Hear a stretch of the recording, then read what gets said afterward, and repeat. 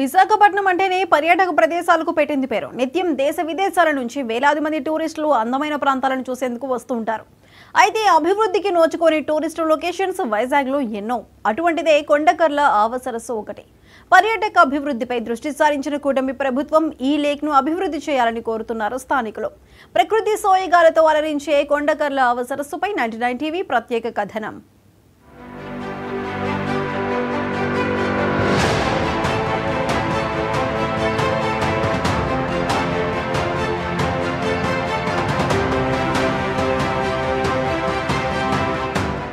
అనకాపల్లి జిల్లా అచ్యుతాపురం మండలంలో కొండకర్ల ఆవ సరస్సు రాష్ట్రంలోనే అతిపెద్ద మంచినీటి సరస్సుల్లో ఒకటి. ఒకప్పుడు దాదాపు 3000 ఎకరాల్లో విస్తరించింది. మిగిలిన ప్రాంతాలతో పోలిస్తే ఈ ఆవకు ఓ ప్రత్యేకత ఉంది. ఈ సరస్సు చెంత దేశ విదేశాలకు చెందిన పక్షి జాతులు ఉంటాయి. అలాగే గడ్డి జాతి మొక్కలు పుష్కలంగా ఉన్నాయి. దీన్ని ప్రత్యేక అభయారణ్యంగా ప్రభుత్వం గుర్తించింది. చుట్టూ ఎత్తైన కొండలు, మరోపక్క విదేశీ పక్షుల కిలకిల రావాలు, విరబూసిన కలువలు, కార్తీకంలో కలువల నడుమ కొలువైన శివుడు వెరసి ఈ సరస్సు అందం చూసిన వారు ఎవరైనా మైమర్చిపోవలసిందే. శివాలయం ఉంది, ఎకరం టెంపుల్ ఉంది, ఈ లోపల నీటిలో శివలింగం ఉంది, ప్రసిద్ధమైనది.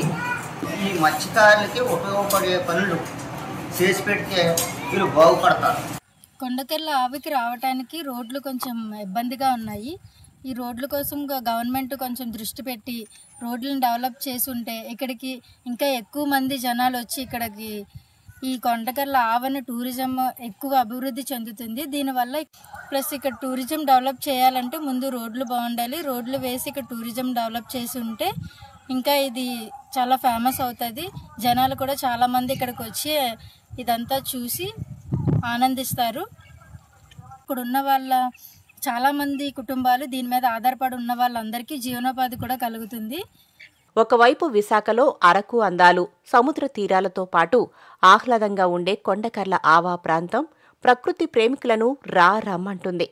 ఇక్కడి ప్రకృతి అందాలను ఆస్వాదించేందుకు ఏడాది పొడవునా పర్యాటకులు వస్తుంటారు.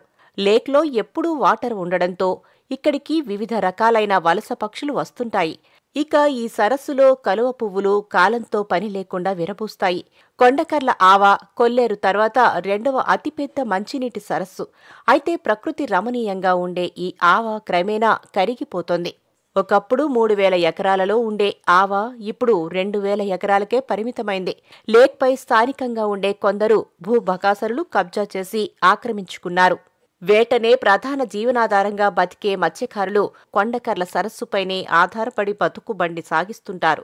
ఆక్రమణలతో అంతరించిపోతున్న సరస్సును రాష్ట్ర మత్స్యశాఖ పూర్తిగా పట్టించుకోవట్లేదనే విమర్శలు ఉన్నాయి. కేరళలో ఉన్నటువంటి ఈ వాతావరణం కంటే మన దగ్గర ఎక్కువగా ఉంది. ఆంధ్రాలో కూడా ఇది డెవలప్ అయితే అందరూ విశాఖపట్నంలో ఉండడం కూడా మనకి చాలా ఆనందకరంగా ఉంది. దీన్ని ప్రతి ఒక్కరు కూడా విజిటింగ్ చేసి ఈ టూరిజంని కూడా డెవలప్ చేయవలసిందిగా ప్రతి ఒక్కరికి వాతావరణాన్ని ప్రతి ఒక్కరికి కూడా చూపించడం అనేది చాలా అరుదుగా జరిగేది. కానీ దీన్ని ఎక్కువగా టూరిజం డెవలప్ చేసే విధానంలో ఈ కొండకర్ల ఆవని ఎక్కువగా డెవలప్ చేస్తే వాడ్రాపల్లి దరిదాపుల్లో ఉన్నటువంటి వాతావరణం అంతా కూడా బాగుంటుంది. కొండకర్లకు లేక్కు మరొక ప్రత్యేకత ఉంది. మత్స్యకారులు సాధారణంగా వలలతో లేదా గ్యాలంతో వేట సాగిస్తుంటారు. కానీ ఇక్కడ మాత్రం బెందులు అనే వెదురుతో చేసిన బుట్టలతో చేపలు వేట సాగిస్తుంటారు. సాధారణ వలలు వాడటం వల్ల చిన్న చేపలు కూడా వలకు చుట్టుకుంటాయి. దీనివలన మత్స్య సంపద తగ్గిపోయే ప్రమాదం ఉంటుంది. అందుకే ఈ బెందులు వాడుతున్నట్లు స్థానిక మత్స్యకారులు చెబుతున్నారు. 2019కి ముందు టీడీపీ అధికారంలో ఉన్న సమయంలో సరస్సులో మత్స్య సంపద కోసం చేప పిల్లలు పంపిణీ చేసేది. ఆ తర్వాత వచ్చిన వైసీపీ సర్కారు మత్స్య సంపద కాదు కదా, ఆవ లేక్ను పూర్తిగా ఆక్రమిస్తున్నా పట్టించుకోలేదని మత్స్యకారులు ఆవేదన వ్యక్తం చేస్తున్నారు. ఆవ లేక్ను సందర్శించేందుకు వచ్చే వారికి రోడ్డు సదుపాయం సరిగ్గా లేకపోవడంతో ఇబ్బందులు పడాల్సి వస్తుంది. ప్రభుత్వం మెరుగైన సదుపాయాలు కల్పిస్తే బాగుంటుందని పర్యాటకులు చెబుతున్నారు. బతికిన చేపలు పడతాయి, కొరమేని రకరకాల చేపలు పడతాయి, అన్నీ బతికే ఉంటాయి. ఆ తర్వాత ఈ బుట్టలో ఎగురులతో తయారు చేసుకోవాలి. ఈ ఎగురులు మాకు దొరకకుండా సరిగా రైతులు కాడ పొద్దులు వేసుకుంటారు పాకలకి. అవి కొని తెచ్చుకొని ఈ బుట్టలు తయారు చేసుకుంటాయి. తయారు చేసుకుంటే లెక్కలు వేస్తాం. లెక్కల మీద అవి బతికే ఉంటాయి చేపలు, పెద్దయిన చేపలు అవి కూడా. ఇక్కడ చాలా చాలా జనాలు వచ్చి కొనుక్కుంటారు. ఎస్చా బాగా 160 కుటుంబాలు దీని మీద జీవిస్తున్నాం. ఒక్కొక్క టైంలోనూ ఒక్కొక్కరికి ఏమీ ఉండదు. కొండకర్ల ఆవా లేక్ను ఆక్రమణదారుల నుంచి రక్షణ కల్పించి పర్యాటకానికి అనువైన టూరిస్ట్ స్పాట్గా తీర్చిదిద్దాలని కోరుతున్నారు స్థానికులు.